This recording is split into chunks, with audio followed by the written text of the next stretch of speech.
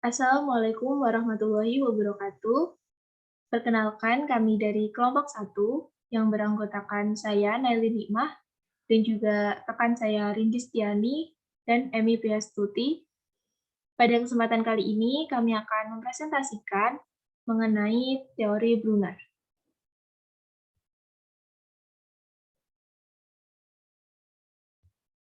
Nah, apa itu teori Brunner? Nah, teori Brunner ini dipelopori oleh seorang ahli psikologi yang bernama Jerome S. Brunner atau biasa dipanggil Brunner.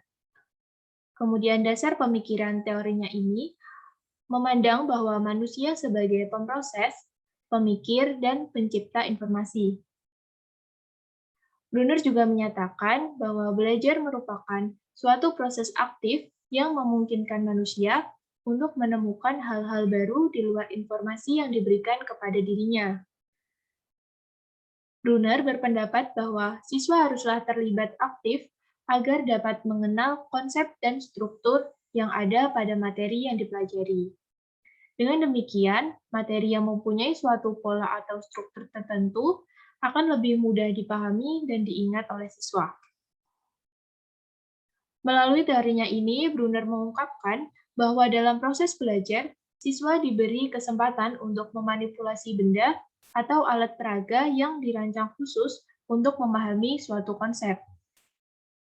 Melalui alat peraga tersebut, siswa akan melihat langsung bagaimana keteraturan dan pola struktur yang ada pada benda yang sedang diperhatikan.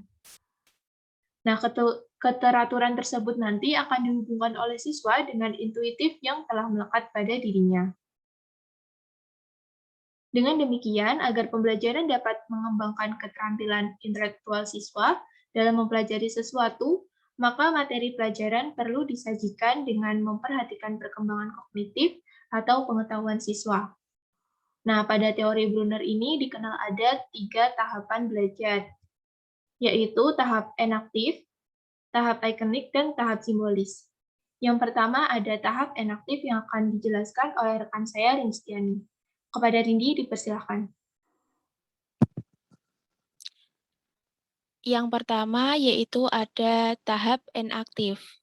Di tahap ini, anak akan terlibat secara langsung dalam sebuah pembelajaran atau dalam mengotak-atik objek, di mana pengetahuan ini dipelajari secara aktif oleh anak sendiri dengan menggunakan benda-benda konkret atau menjumpai situasi yang nyata.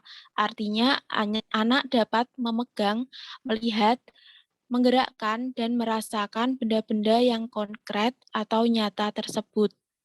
Sebagai contoh penerapan dalam sebuah praktikum biologi mengenai struktur pada bunga, maka siswa dapat melakukan praktikum dengan mengamati bunga secara langsung dengan melihat bunga secara konkret, sehingga dalam pemahaman konsep itu lebih mendalam. Yang kedua ada tahap ikonik. Tahap ikonik ini merupakan sebuah tahapan pada suatu pembelajaran di mana pengetahuan itu direpresentasikan atau diwujudkan dalam bentuk bayangan visual, misalnya dalam gambar atau diagram yang menggambarkan kegiatan, benda, atau situasi konkret yang sudah dilakukan pada tahap enaktif.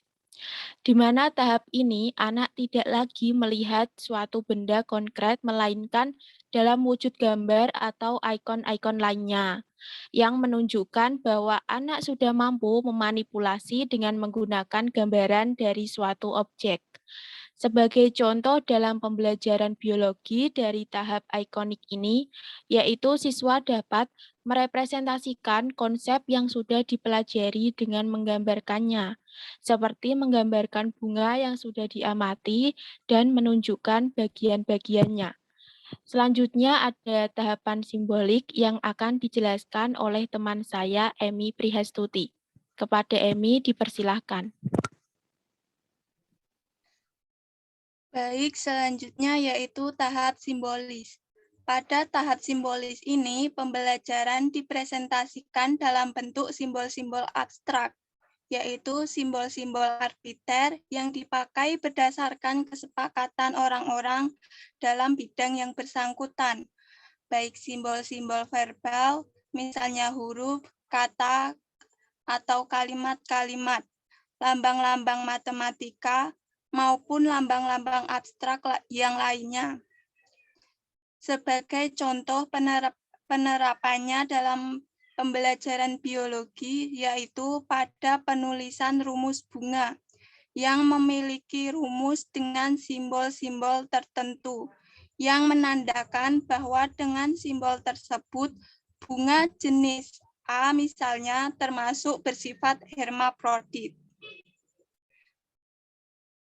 Selanjutnya, yaitu cara belajar yang baik menurut Brunner adalah dengan memahami konsep, arti, dan hubungan melalui proses intuitif, kemudian dapat dihasilkan suatu kesimpulan, atau free discovery learning. Discovery learning dari Brunner merupakan model pengajaran yang dikembangkan berdasarkan pada pandangan kognitif tentang pembelajaran dengan prinsip-prinsip konstruktivis. Brunner beranggapan bahwa belajar dengan menggunakan metode penemuan atau discovery memberikan hasil yang baik, sebab siswa dituntut untuk berusaha sendiri untuk mencari pemecahan masalah serta pengetahuan yang menyertainya. Siswa belajar melalui keterlibatan aktif dengan konsep-konsep dan prinsip-prinsip dalam memecahkan masalah, dan guru mendorong siswa untuk mendapatkan pengalaman dengan melakukan kegiatan yang memungkinkan siswa menemukan prinsip-prinsip untuk diri mereka sendiri, bukan memberi tahu.